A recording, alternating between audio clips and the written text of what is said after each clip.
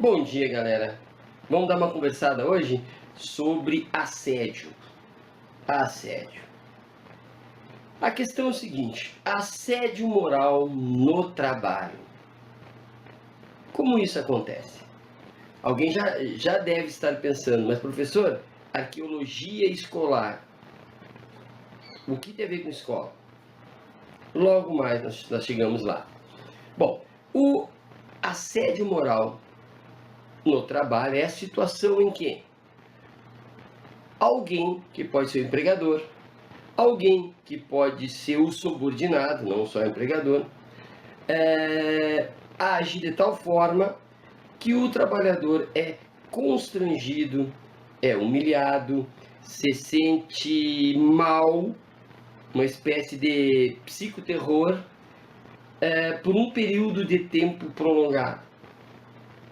Pode-se imaginar, e é mais fácil aqui, é por aí que eu vou, que é mais fácil, o chefe, o superior hierárquico, humilhando a pessoa que trabalha com ele, que pode ser uma atitude de ameaça constante, de demissão, mantendo no terror o subordinado, pode ser, forma mais evidente, gritando, pode ser exigindo tarefas superiores à possibilidade do funcionário.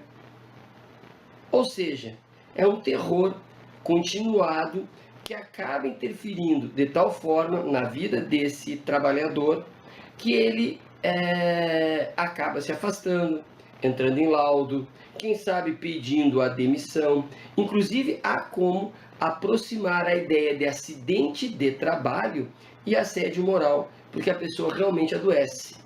E não é raro a pessoa sofrer um acidente porque está altamente estressada e principalmente porque este funcionário ele sabe, ele é consciente de que está sendo exigido a mais, está sofrendo uma pressão indevida e ele não tem como ter outra atitude porque ele precisa daquele trabalho. Esse assédio é interessante porque ele acontece com indivíduos hipossuficientes, no sentido que naquela situação ele não tem o que fazer. Ele não pode optar pelo desemprego, ele não pode. E ele sabe que é muito difícil ou é impossível provar o assédio. Quanto mais sofisticado for o assédio, mais difícil a pessoa provar esse assédio, porque ele não precisa e geralmente não é evidente. E as pessoas que veem o assédio, percebem o assédio acontecendo, se calam por medo de ser a próxima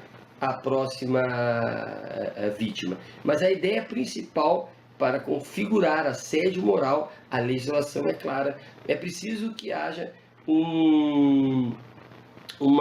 não uma vez só, duas vezes, mas uma sequência, uma espécie de continuidade deste sofrimento. Não há como quantificar o tamanho desse sofrimento, mas é importante que haja a situação continuada de psicoterror. Fico imaginando a seguinte situação: se nós, professores, de alguma forma, inconsciente ou consciente, não podemos correr o risco de nos aproximarmos dessa ideia que eu acabei de expor de assédio. O aluno, ele é o hipossuficiente.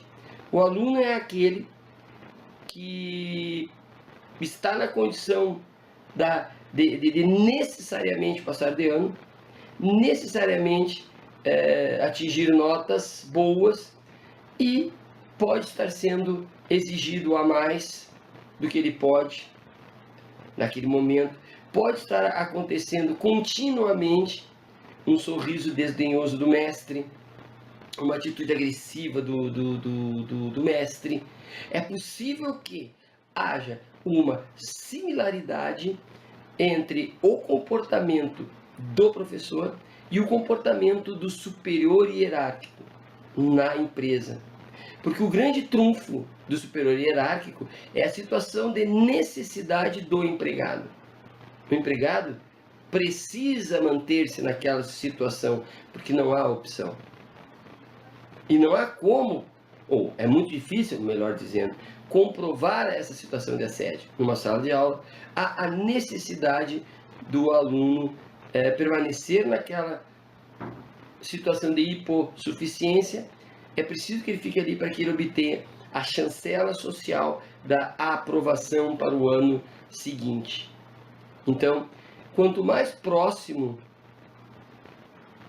as situações se aproximarem, é muito interessante. Se nós pegarmos as justificativas legais da Constituição, do Código Civil e até do Código Penal, que ajudam a fundamentar o assédio moral, quer dizer, de maneira suplementar, que seria a CLT, provavelmente o eixo condutor, servem também de justificativa caso o responsável por esse aluno queira justificar um possível tentativa de questionar esse professor.